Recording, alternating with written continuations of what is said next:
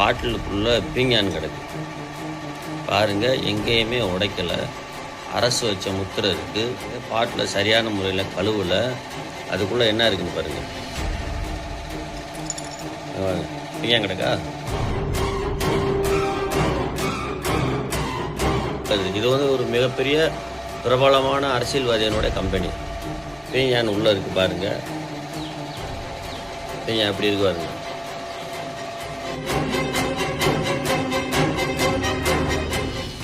சீமான்ஸ்ன்ற ஒரு சரக்கு வாங்கினேன். நான் வாங்கி வீட்டில் குடிக்கிறதுக்காக நான் பார்த்தா பாட்டிலுக்குள்ளே பீங்கான் கிடக்கு பாருங்கள். எங்கேயுமே உடைக்கலை. அரசு வச்ச முத்திரை இருக்குது. நம்ம மதுரை மாவட்டம் உசிலம்பட்டி வட்டாரத்தில் வாங்கின பாட்டில் அப்படியே இருக்குது. அதுக்குள்ளே பாருங்கள், பாட்டில் சரியான முறையில் கழுவலை. அதுக்குள்ளே என்ன இருக்குன்னு பாருங்கள். பீங்கான் கிடக்கா? இந்த பாட்டில் மூடிக்குள்ளே கூட இந்த பீங்கானை போட முடியாது. எப்படித்தான் இதுக்குள்ளே வந்துச்சுன்னே தெரியல. இதை குடித்து நம்ம எப்படி சாகுறது? இது ஒரு மிகப்பெரிய பிரபலமான அரசியல்வாதியினுடைய கம்பெனி. என்ன பாட்டில் விழுக மட்டும் பாருங்க. அந்த பீங்கான் மேலேருந்து நெடுகிச்சு பாருங்க. உள்ளேயே இருக்கா? இது எப்படி இந்த மாதிரி பீங்கான் அந்த பாட்டிலுக்குள்ளே வந்துச்சுன்னே தெரியல.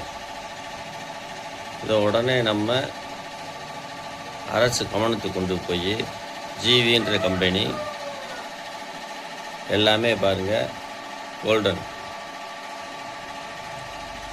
பீங்கான் இருக்கா உள்ள? இதை நம்ம குடித்தா சாவுதான். மக்களே, இந்த மாதிரி பாட்டில்களை வாங்கும்போது கவனமாக குடிங்க. ஏற்கனவே குடிச்சு அழிஞ்சிக்கிட்டு இருக்கீங்க தமிழ்நாட்டில்.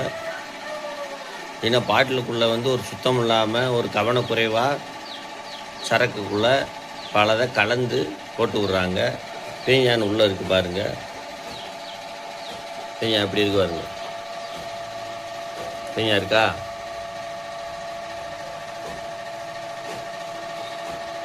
உடனே இதுக்கு நம்ம முதல்வர், மாண்புமிகு முதல்வர் விஜய் அண்ணா தான் அதுக்கு ஒரு நல்ல முடிவு எடுக்கணும். டூப்ளிகேட்டான சரக்கு போட்டு நீங்கள் கடையத்தை அடைக்கிறீங்க. டூப்ளிகேட்டான சரக்குகளையும் விற்கிறீங்க. டூப்ளிகேட்டான சரக்குக்குள்ளே பாட்டில் சுத்தம் பண்ணாமல் வைக்கிறீங்க. உள்ளே பாருங்கள் எவ்வளவு அசுத்தங்கள் இருக்குண்டு. இந்த பீங்கானை குடித்தா என்ன ஆகும்? சாவுதான். இதை உடனடியாக நடவடிக்கை எடுக்கணும்.